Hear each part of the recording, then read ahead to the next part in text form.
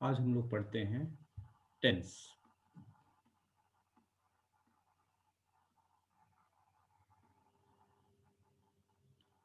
तो tense three types के होते हैं। पहला प्रेजेंट। प्रेजेंट का मतलब होता है जब हम कहते हैं सेंटेंस के एंड में हिंदी में हाय, हैं, हो या हूँ ये लगा होता है तो हम बोलते हैं ये प्रेजेंट है। दूसरा होता है पास्ट। पास्ट में जनरली या तो था लगा होगा, था, थे, थी, या फिर बड़ा आ की मात्रा लगी होगी, बड़ी ई की मात्रा लगी होगी, ए की मात्रा लगी होगी।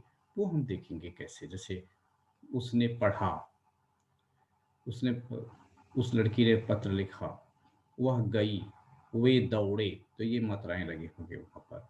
और अगला टेंस होता है हमारा फ्यूचर टेंस।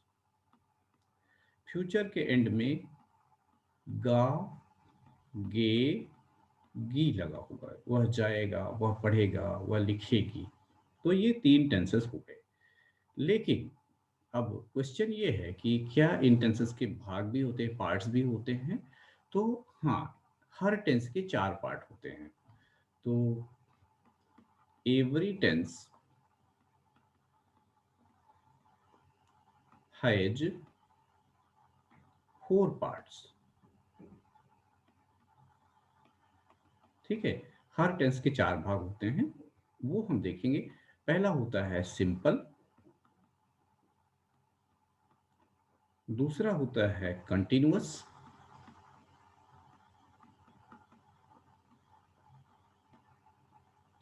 तीसरा होता है परफेक्ट, और अगला होगा परफेक्ट कंटिन्यूअस।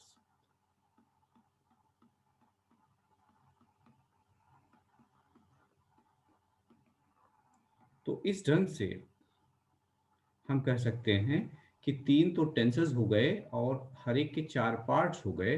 इसका मतलब होता है कि 12 टेंसेस बनेंगे टोटल। तो उनको हम एक एक करके देखेंगे। तो सबसे पहले आज हम देखते हैं प्रेजेंट कंटिन्यूअस।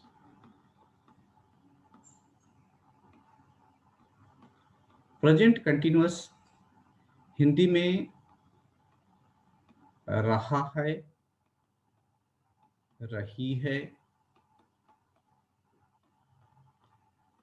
रहे हो,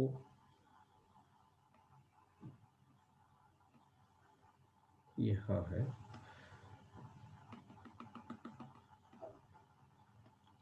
रहे हो, रहा हूं, ऐसा लगा होता है। इंग्लिश में रूल होता है कि सबसे पहले हम सब्जेक्ट लगाएंगे। आपको सब्जेक्ट याद होगा। सब्जेक्ट का मतलब होता है जो आदमी काम करता है, काम करने वाला सब्जेक्ट लगाएंगे।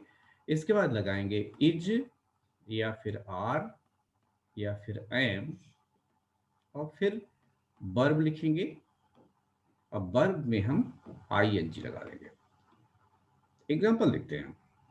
जैसे वह पढ़ रहा है, तो इसका बनेगा ही इज रीडिंग। वह किताब पढ़ रहा है, he is reading a book. ठीक है। लेकिन यही सेंटेंस ऐसा होता है कि जैसे वह, किसी ने पूछा कि आपका भाई क्या करता है, तो आप बोलो कि वह पढ़ रहा है। उस केस में आप रीडिंग नहीं लिखोगे, नहीं, गलत हो जाएगा। आप कहोगे he is studying,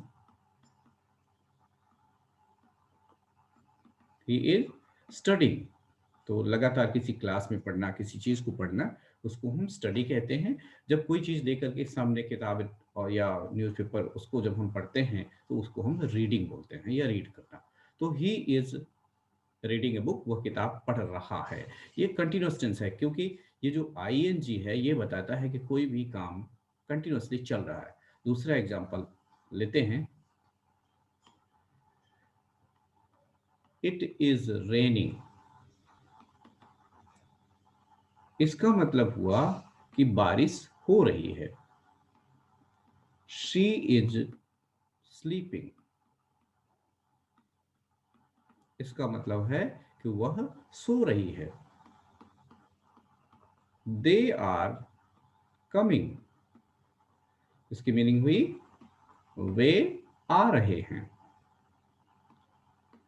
we are playing. Meaning हुई हम खेल रहे हैं। She is going to school. इसका मतलब हुआ वह स्कूल जा रही है। अच्छा, इसी सेंटेंस को यदि हम नेगेटिव करना चाहें तो नेगेटिव में हम इज आर आई एम पहले लिखेंगे और उसके बाद नॉट लगा देंगे और इसके बाद फिर वर्ब और आई वर्ब को हम वी लिख रहे हैं प्लस आई एन जी लगाएंगे। जैसे ही इज नॉट कमिंग। इसका मतलब हुआ कि वह नहीं आ रहा है। They are not playing. वे नहीं खेल रहे हैं। I am not running. Meaning क्या हुई? मैं नहीं दौड़ रहा हूं। We are not sleeping. मतलब हम नहीं सो रहे हैं। तो ये बात भी समझ में आ गई होगी। अब हम देखते हैं इंटरोगेटिव। तो इंटरोगेटिव में दो टाइप होती है। एक तो सेंटेंस जब होता है जब क्या से बिगिन होता है, जैसे क्या वह दौड़ रहा है, इस टाइप का जब क्या लगा होता है तो उसके लिए हम क्या करेंगे, उसके लिए हम ऐसे लिखेंगे इज आर एम पहले लगा देंगे, इसके बाद सब्जेक्ट लगाएंगे, इसके बाद वर्ब लिखेंगे और वर्ब में आई एन जी लगा देंगे। जैसे और फिर क्वेश्चन मार्क लगा देंगे। जैसे इज ही स्लीपिंग। क्या वह सो रहा है। Are you coming. क्या तुम आ रहे हो। Are they playing. क्या वे खेल रहे हैं। अब इंट्रोगेटिव का दूसरा पार्ट देखते हैं जब क्वेश्चन वर्ड लगा होता है। क्वेश्चन वर्ड, तो इसमें क्वेश्चन वर्ड का मतलब होता है जैसे वाई मतलब क्यों, व्हेन कब, व्हाट क्या, इस टाइप का लगा हो तो उसका रूल होता है सबसे पहले क्वेश्चन वर्ड लगाएंगे और उसके बाद इज आर एम लिखेंगे और इसके बाद वर्ब में आईएनजी लगाएंगे और फिर क्वेश्चन मार्क लगा देंगे। जैसे वह क्यों सो रहा है तो वाई, फिर इसके बाद फर्स्ट नंबर पर वाई लगा दिया, सेकंड नंबर पर मिस लगाना है तो why is he sleeping. Meaning हो गई वह क्यों सो रहा है। When are they coming. Meaning हो गई वे कब आ रहे हैं। फिर है what are you eating. Meaning हुई आप क्या खा रहे हो। ठीक है, तो ये बात आपको समझ में आ गई होगी। अब हम एक काम करते हैं, कुछ एक्सरसाइज आपके लिए क्रिएट करते हैं। तो पहला है गिव इंग्लिश फॉर। मतलब आपको इसको अंग्रेजी में लिखना है। पहला,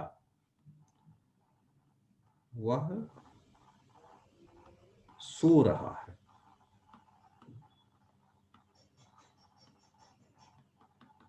दूसरा, वह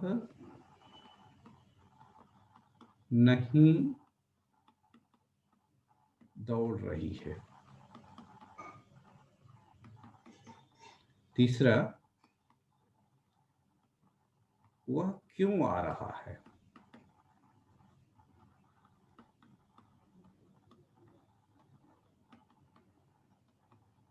अगला, तुम क्यों रो रहे हो।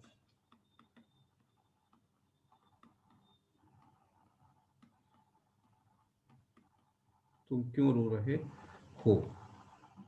अगला, वह कितना चिल्ला रहा है।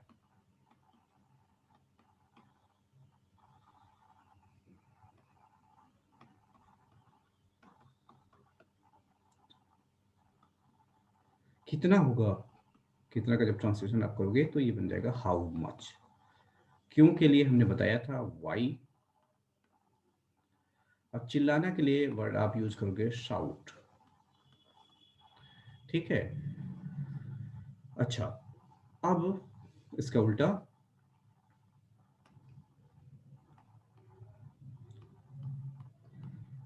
Translate into Hindi. आपको हिंदी में बदलना है। कुछ सेंटेंसेस हैं। I am not playing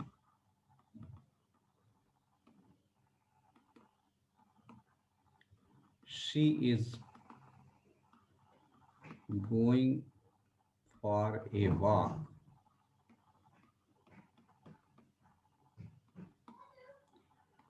When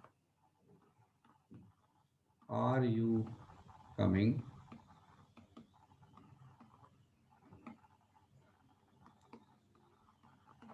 Why are you playing?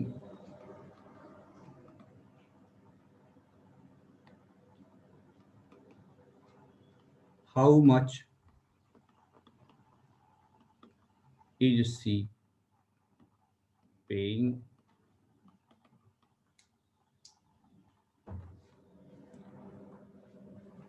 अगला, when are we leaving?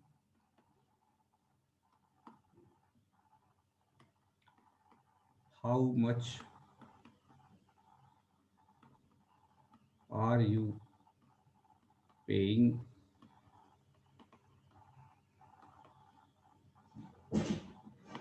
Where are you going?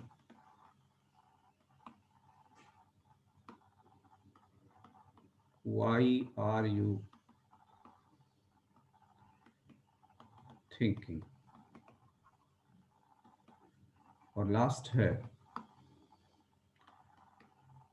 I am not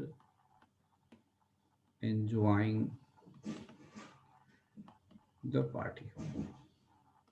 तो ये काम आपको करके और मुझे आंसर भेजने हैं। Thank you.